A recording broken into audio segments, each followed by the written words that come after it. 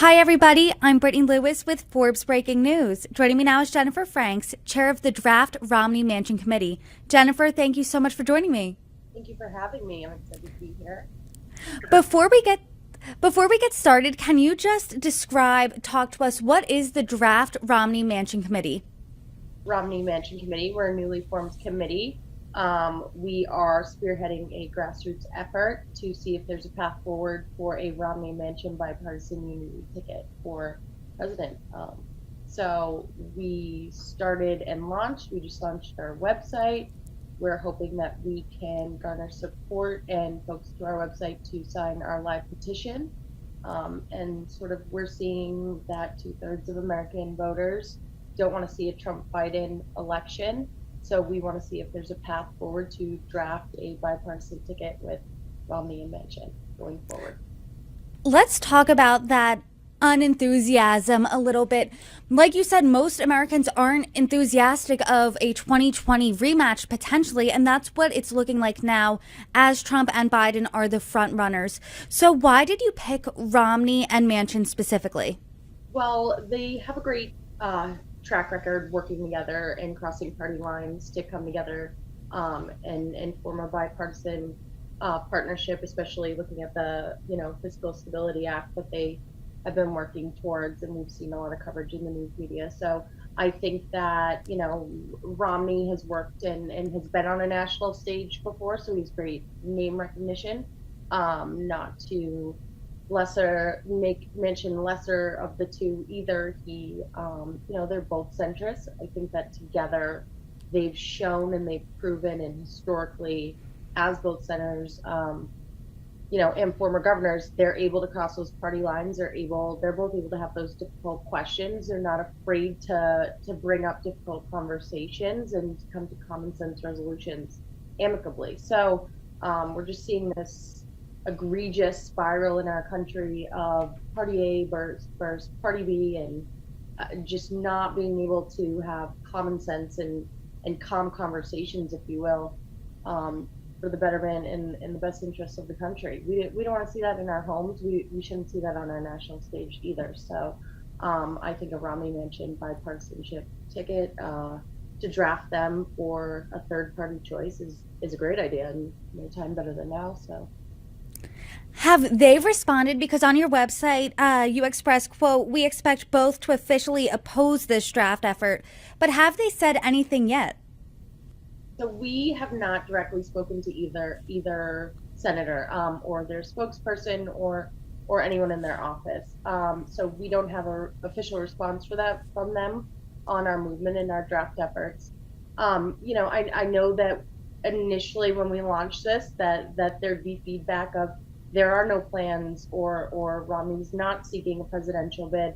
Well, of course he's not seeking one. We're going out and we're trying to seek one for him because we think there's a path forward. So we initially expected them to oppose this or to say they didn't have plans for this, but I think that the hope is there, and we have to show them the numbers and the reporting and the polling and the data to back up that there is a path to victory. I am curious because as the committee has it now, Senator Romney would be the president and Senator Joe Manchin would be the vice president. Why Republican as president, Democrat as vice president?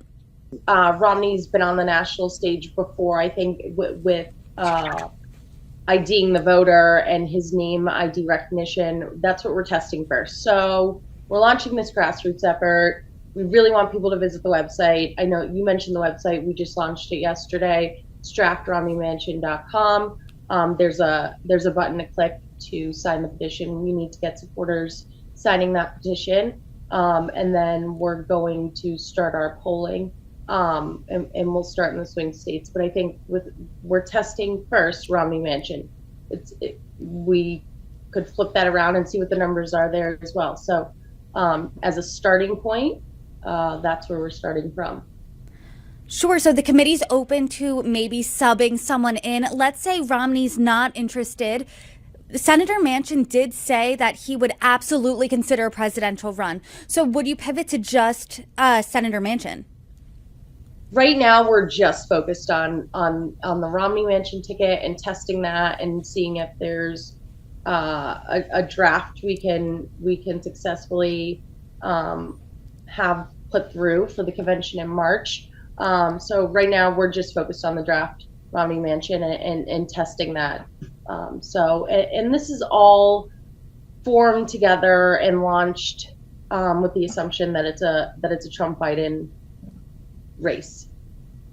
According to recent polling, former President Donald Trump really does have a stranglehold on the GOP. He is far and away the front runner for Republican presidential nominee. So how do you convince those voters to instead support Senators Romney and Manchin? You mean the very loyal voters to Trump? Yes, because he is polling way ahead of any of those other presidential contenders in his party. Well, so first we have, like I said, first we have to go and we have to pull the swing states. We have to see what the numbers are there, and if there is hope for a unity ticket and a Romney Manchin ticket, and then go from there, strategizing how we target those voters.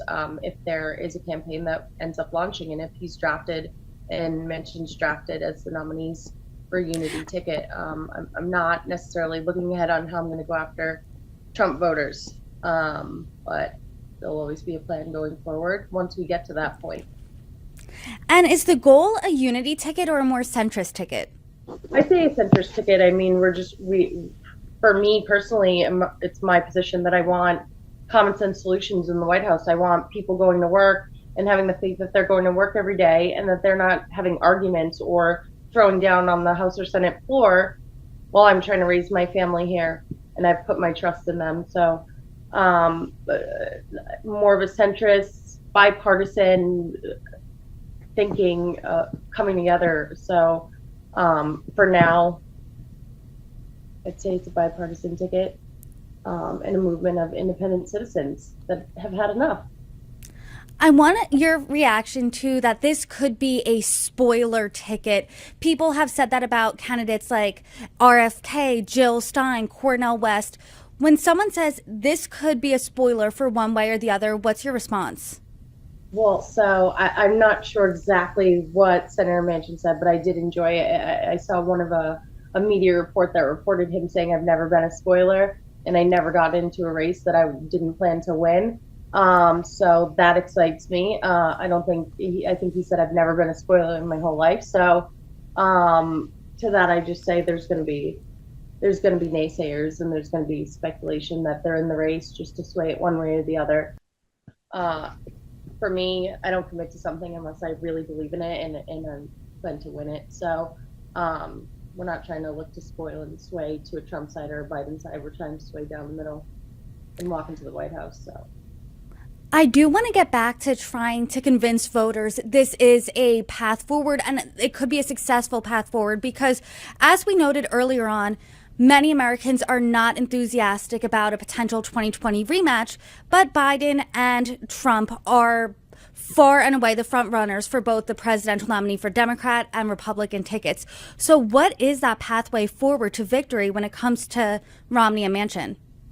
So our path forward is data. First we have to convince and draft them to want to do this. I think Romney is a numbers guy. We have to show him the data and the research and prove our point that there is a path for a centrist ticket and a unity movement going forward. So we start there. We start with polling the swing states. We're going to start in Arizona, then we'll go on to Michigan.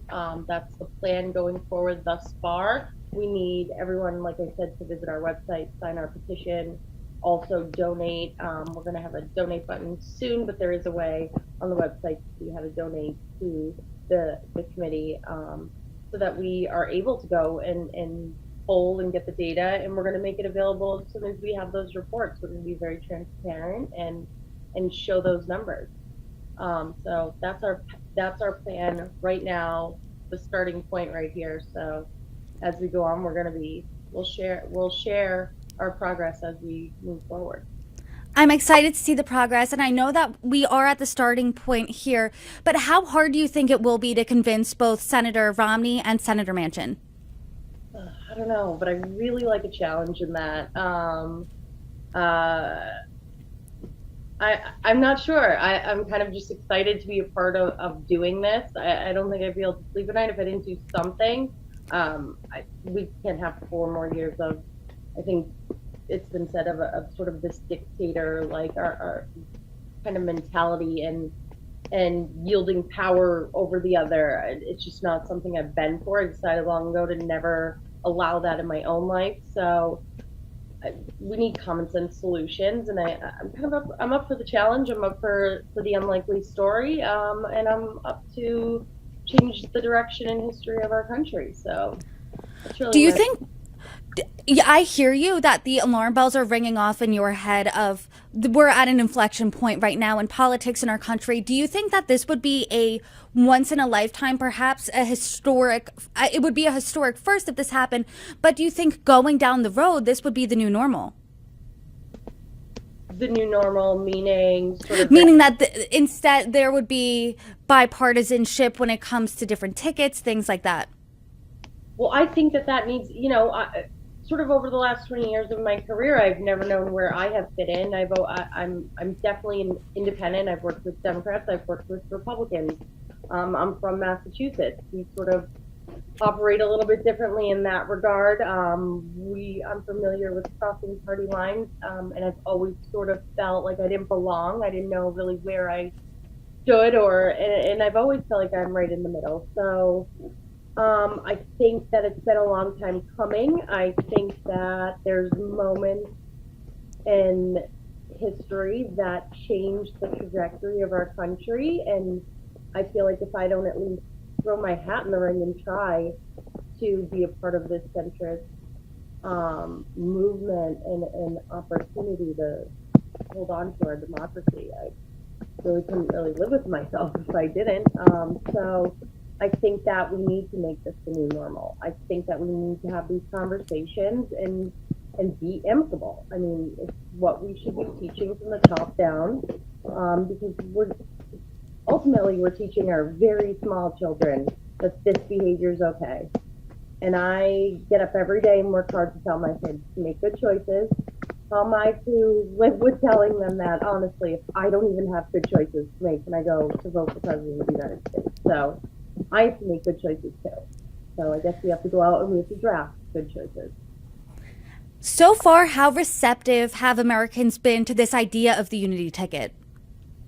So far, we've gotten a lot of great feedback. I think that I think that there's this understanding of an underlying fear of like not wanting to say, "Ooh, I really like that idea," in fear of alienating yourself from party A or party B. You don't want to be in the middle and necessarily stand up. So I think that the reason why I love this idea and ticket so much and more than excited about it is because Romney and Manchin are not afraid to speak up and raise hard conversations. People don't want to have these tough conversations, but there are people that do. So I'm excited to see that people are having them. And it doesn't have to be an insulting match back and forth. You can have an adult conversation about it. So that's sort of what I'm looking forward to. I think it should be the new normal.